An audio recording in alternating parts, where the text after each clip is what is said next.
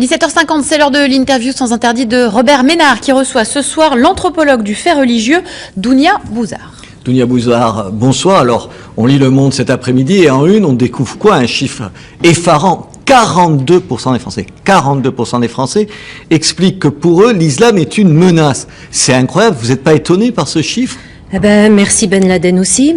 C'est-à-dire que les groupuscules radicaux ont réussi à imposer leur définition de l'islam.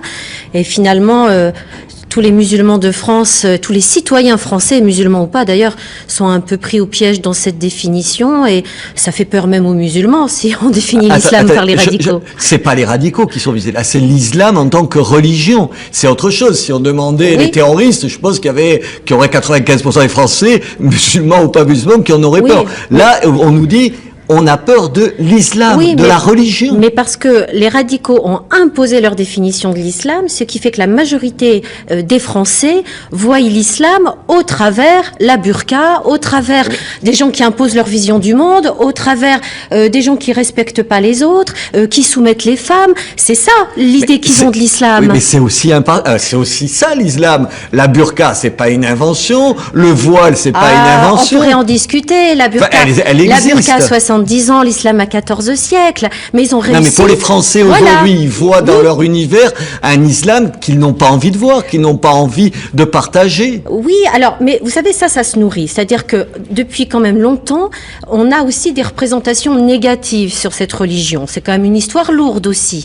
Et ça se nourrit. C'est-à-dire que les radicaux ont encore moins de difficultés à imposer des choses archaïques en disant ça c'est l'islam, parce que justement les gens se disent les musulmans sont pas comme nous, ils ont des autres valeurs, ils ont pas notre culture. Alors du coup ça laisse la place aux radicaux. Attendez, j'ai bien compris, mais vous dites vous-même ça date pas d'hier. En même temps ces chiffres ils sont récents, c'est une évolution. Oui. Attendez, 42%, on n'a jamais vu ça. Mais on n'a jamais Donc vu. ça veut dire qu'il y a une évolution. Comment vous l'expliquez vous? Parce qu'il y a un islam plus agressif, plus visible, une religion plus ostentatoire. Moi, je pense que les hommes politiques ont fait beaucoup d'erreurs. Je pense que les hommes politiques, pareil, quand ils parlent de l'islam, quand ils ont fait l'histoire de la burqa, il fallait parler des processus d'endoctrinement, il fallait travailler avec des psychologues pour que les jeunes s'arrêtent sur ces groupuscules, mais il fallait pas mélanger, justement, valider la définition de ces groupes en disant ça, c'est l'islam. Oui, mais il y a certains... On leur a donné du pouvoir à ces groupuscules radicaux. Les hommes politiques ont cru les combattre.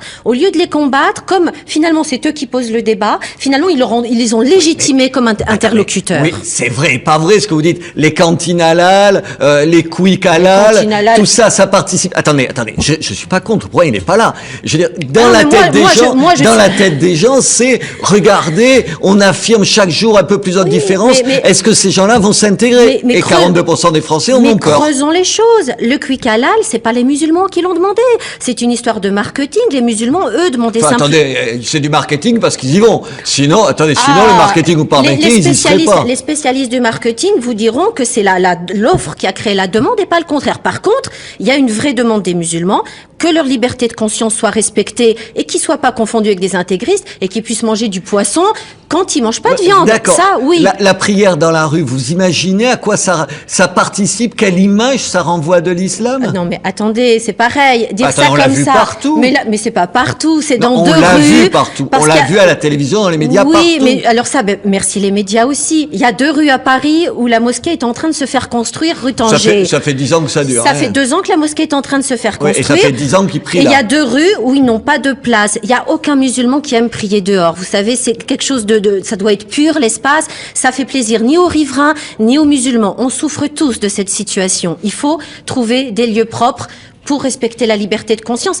et pas mélanger les intégristes et les pratiquants, parce que ça fait le jeu des intégristes. 61% des gens interrogés estiment que ce qui explique cette mauvaise intégration des musulmans, ce qu'ils jugent comme une mauvaise intégration des musulmans, vient de leur refus à eux de s'intégrer.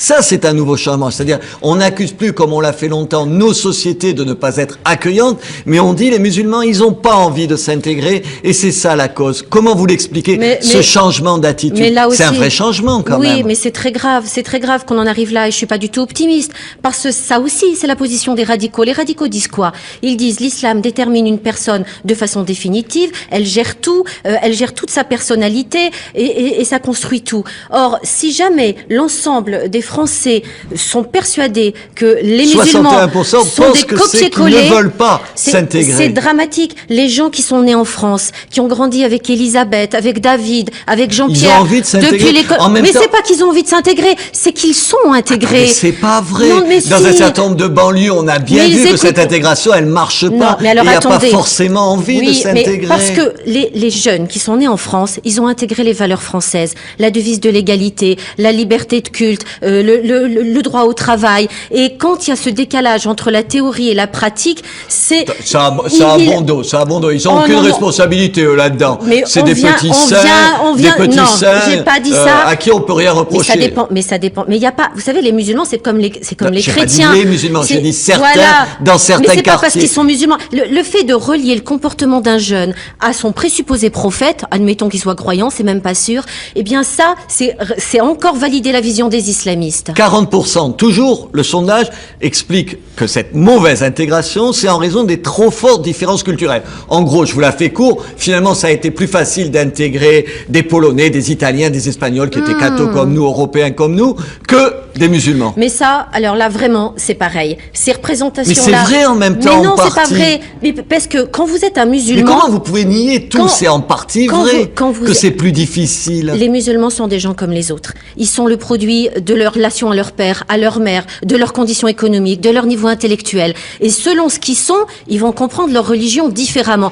C'est pas l'islam qui détermine les gens, c'est les gens qui déterminent leur compréhension de l'islam. Comment vous pouvez dire ça? Non, mais regardez. La culture, la religion, ça participe de ce que vous êtes. Mais un texte de Victor Hugo, vous le lisez à 5 ans, à 30 ans, à 50 ans, le texte, il bouge pas. Mais Victor Hugo, il fait que je suis français comme je suis. Non, mais attendez. Vous le lisez à des âges différents, vous allez comprendre quelque chose de différent du poème. Mais une religion, c'est pareil. Vous lisez un texte religieux. Si vous êtes analphabète, enfermé dans une cuisine pendant 30 ans, eh bien, vous allez comprendre quelque chose. Si vous êtes ingénieur à Paris ou journaliste à New York, quand vous ouvrez votre Coran, vous allez comprendre quelque chose de différent. Les musulmans français sont de culture française. Ils ont appris à dire je. Ils écoutent les mêmes films, ils écoutent les mêmes musiques. Si jamais les Français continuent à les regarder comme des étrangers, ils vont continuer à se réfugier.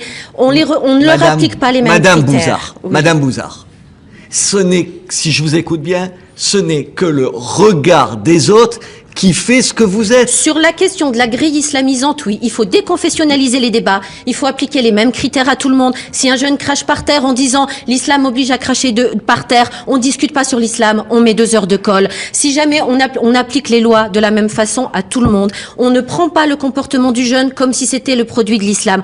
N'oublions pas que les jeunes... On ne trouve aucune excuse aux gens sous prétexte de leur particularité religieuse ou culturelle. Ni laxisme, ni diabolisation. Absolument. Appliquons la loi aux Français de la même façon, telle que la République nous le demande, et vous verrez, on va régler plein de choses. On rentre pas dans les débats confessionnels. Et même si le jeune met sa religion en avant pour dire oui, ma religion, elle dit que, on rentre pas là-dedans. On fait comme si c'était ça. Et si c'était Jean-Pierre, qu'est-ce qu'on dirait à Jean-Pierre? Voilà, c'est comme ça qu'il faut aborder les choses. En même temps, vous êtes favorable, vous étiez contre la loi d'interdiction sur la burqa, vous êtes contre la loi d'interdiction du voile à l'école, vous êtes pour des salles de prière dans les entreprises. Non. Oui, j'ai vu ça. Absolument pas. Je suis pour des salles de repos où chaque transversale, qui soient pas des salles sacrées. Mais vous êtes faux que c'est pas vrai. Pas du tout. Des salles de repos où les gens font de la prière, ça revient à la même chose. Non, pas du tout. Ça doit pas être une pièce réservée à une religion. Ça doit être un endroit où on peut jouer au Scrabble. Mais aussi on peut faire ses prières. Et éventuellement pendant les moments de repos. Je comprends pas. Voilà. Vous me dites à la fois il faut traiter tout le monde de la même façon et en même temps vous me dites il faut qu'on s'adapte à l'islam. Non. Est-ce que c'est pas contradictoire? J'ai jamais dit il faut s'adapter. J'ai dit il faut appliquer la devise française, c'est-à-dire liberté de conscience sans entraver la cohésion du vivre ensemble. Chercher le plus petit dénominateur commun, transpirer ensemble, travailler ensemble, manger ensemble au même repas, partager des repas communs. Mais ça peut être aussi proposer du poisson. Bounia Bouzard, merci. Merci à vous.